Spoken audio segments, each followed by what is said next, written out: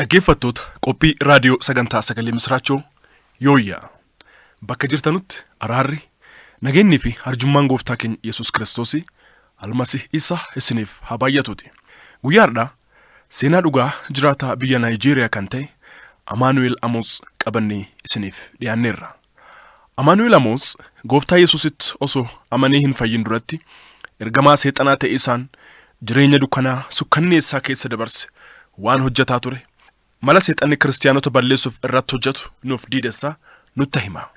Duubarra garuu akkamitti akka gara Gooftaa Yesuus beekisaatti isatti amaniisaatti akka dhufe achiin duuba haala si'oolii fi achi jiru hunda argee achiin duuba immoo gara mootummaa waaqaatti mootummaa samayii kan warra Gooftaa Yesuusitti amananii isa hordofaa akka sagalee dubbii qonqoo isaa jiraataniif qophaa'es argee kan hundumaa booda du'aa ka'ee dhugaa arge kana dhugaa ba'e isiniif qabannee dhiyaanneerra.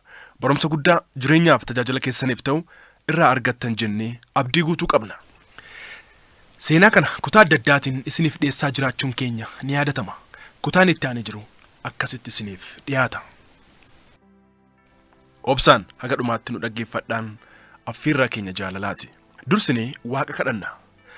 Waaqa bara baraa jireenya nuuf kennitee carraa kana nuuf kennitee ergaati karaa tajaajilaa keetii kanaan nuuf dabarsite akka dhageenyuuf carraa kana waan nuuf kenniteef galanni ulfinneef kabajisiif ta'uuti. Amma kunoo nus ergaa kana yoo dabarsinu nu gargaari. Lubbuun yookaan namni ergaa kana dhage'u kamiyyuu seenaa dhugaa kanarraa barumsa guddaa fudhatee jireenyaaf tajaajila isaatti jijjiiramni fi guddinni eebbi addaa haa ta'uufi.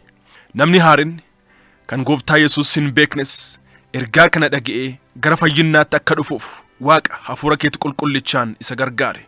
Karoorriif hojiin seexanaa kamiyyuu kan diigame haa ta'uti. Kana hundumaa waan gootuuf galatoomii maqaa Gooftaa Yesuus Kiristoosiitiin akkas jennee walii galleessi kadhannaa. Ameen.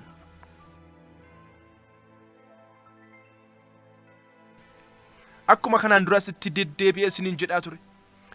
Ergamootni seexanaa bakki inni itti isaan baay'inaan hojjetan mana sagadaatti, bakka gabaa adda addaattii fi bakka awwaalchaatti akkasumas bosona dukkanaa cimaa keessattii fi bakka hoteelaattii fi bishaan galaanaatiif qilleensa keessattidha. Hojii ergamoota seexanaa waldaa kiristaanaa keessatti. Mana sagadaa keessatti namoonni baay'een gaafa afaan haaraa dubbatan akkasumas ergaa dabarsan yookaan raajii yookaan raaga dubbatan namootni hafuura seexanaatiinis guutamanii lissaana seexanaaf ergaa sobaa dabarsan illee jiru. Warra kana addaan baasanii kan beekuu danda'an warra hafuura waaqaatiin guutamanii kennaa hafuurata adda baasuu qaban qofa. Ergamoonni seexanaa kunneen waan asii gadii kana waldaa kiristaanaa keessatti raawwatu. Tokkoffaa lolaa fi wal dhabbee adda addaa waldaa kiristaanaa keessatti uumuu, akka isaan waliin dhageenye, waliif hin ajajamne, waliin kabajne, akka isaan wal tuffatan, afaan tokko akka hin teene, akka walii hin galle tokkummaaf walii galtee dhabsiisuu. Lammaffaa waldaa kiristaanaa didiiguun xexeeruu gargar babaasuu. Sadaffaa namootni akka sagalee waaqaa hin dhageenyeef yeroo lallabaaf barsiisa dubbii waaqaa hirriiba muusuuf dadhabbee addaa itti buusuu. Ijoollee akka taphachiisan, moobaayila isaanii akka tuttuqan, dhagahuu dhiisanii waan biraa akka dubbisan, yaada isaaniitiin bakka biraa akka jiraatan gochuun, fedha sagalee waaqaa keessa isaaniitti dhabsiisuun, sagalee waaqaa akka dhageenye gochuun. Afuraffaa yeroo ergaan sagalee dubbii waaqaa dubbatamu ergaa san jeeqisaaf mala jeequmsaa adda addaa baasanii itti fayyadamuu. Shanaffaa ergamoota lubbuu mootummaa dukkanaa seexanaatiif booji'an bobbaasuu fi kan kana fakkaatanidha. Naannoo kanarratti waa'ee seenaa dhugaa nama tokkoo isin himuu barbaada. Obboleettiin reefuu Gooftaatti amantee waldaa kiristaanaa takka keessatti waaqeffattu takka turte. Duubarra miseensummaa isii gara mana sagadaa ani itti waaqessaa jiru kanatti jirjirte. Tajaajila waldaa keessatti baay'ee cimsitee kan hirmaattu turte. Garuu turtii muraasa booda amalli ishee jirjiramaa nutti dhufee jennaan maal taate jennee shakkinee rakkinna isii qunnamee jiru gaafatiisaaf gara mana isii deemnee gaafatiisaaf murteeffanne. Osoo isii dubbisaa jirru hafuurotni hamootni keessa isii turan tee'uu dadhabanii ifi mul'isuu jalqaban. Isiillee ergamtuu seexanaa teetee mana sagadaa keessa akka jirtu keessaa dubbatan. Maqaa Yesuus Gooftaatiin jennee hafuurota seexanaa san keessaa baasneen duuba isii gaafanne. miseensa guutuu waldaa keenyaa taate akkamitti yeroo tokkoon miseensa ergamoota seexanaas ta'uu dandeette jennaaniin akkas nuun jette. Haalichi akkas ture.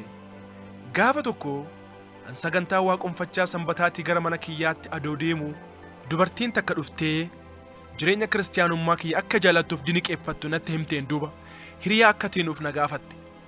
Anillee shakkii tokko malee tole jedheen. Hiriyaa taanee gara mana kiyyaa deemne.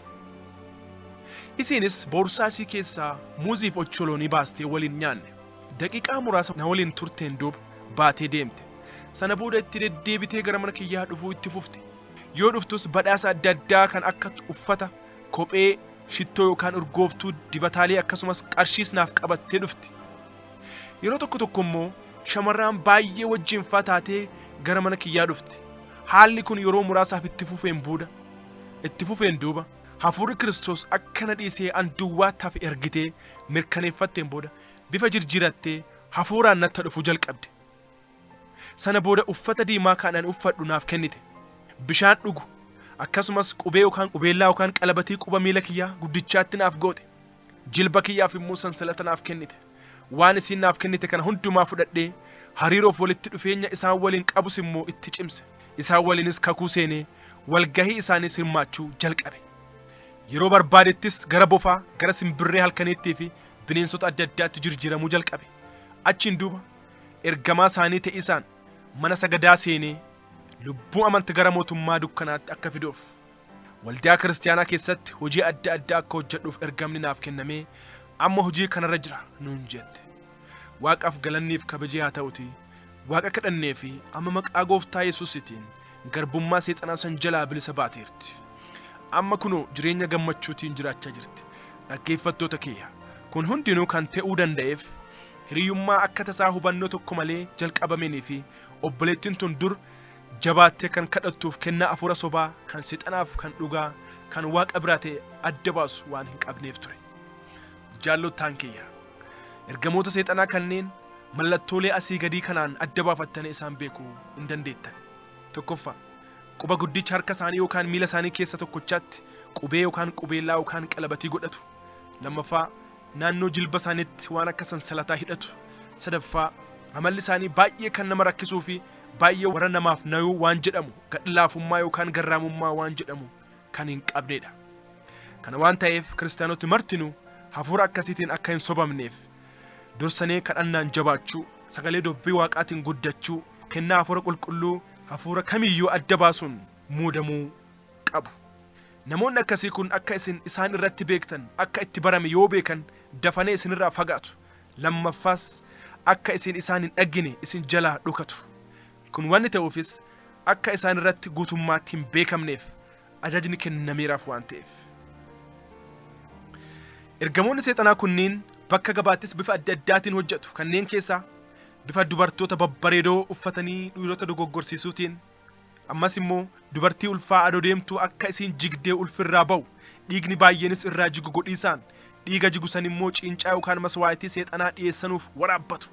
Namoota tokko immoo halkan mana isaanii dhaqanii balaa itti buusisaaf haga mana isaaniitti isaan hordofatan. Kun keessattuu warra hin amanne irratti baay'inaan godhama. Warra Gooftaa Yesuusitti hin amanne boqonnaa malee sodaan jiraachisu guyyaa barbaadanitti immoo ajjeesanii dhiiga isaanii waraabanii seexanaaf ciincaa yookaan maswaayitii godhisaaf geessu. Kan biraa immoo meeshaalee adda addaa eessatti akka hojjetaman kan hin beekamne gabaa keessatti akka gurguraman godhu. Fakkeenyaaf habilii mormaa, halluu yookaan qalamii yookaan dibata qeencaa yookaan qeensaa, urgooftuu yookaan shittoowwan adda addaa, nyaata adda addaa kan isaaniin qopheeffame gabaatti dhiyeessu. Namoonni meeshaalee kana bitatan isaan ofitti harkisan akka balballi isaaniif banamu godhu jechuudha. Kiristaanotni waan tokko beekaa. Akka tasaa gabaa keessatti ta'ee bakka biraatti namni isin hin beekne tokko yoo gadhaa keessa yookaan garaa keessan yookaan qaama keessan keessa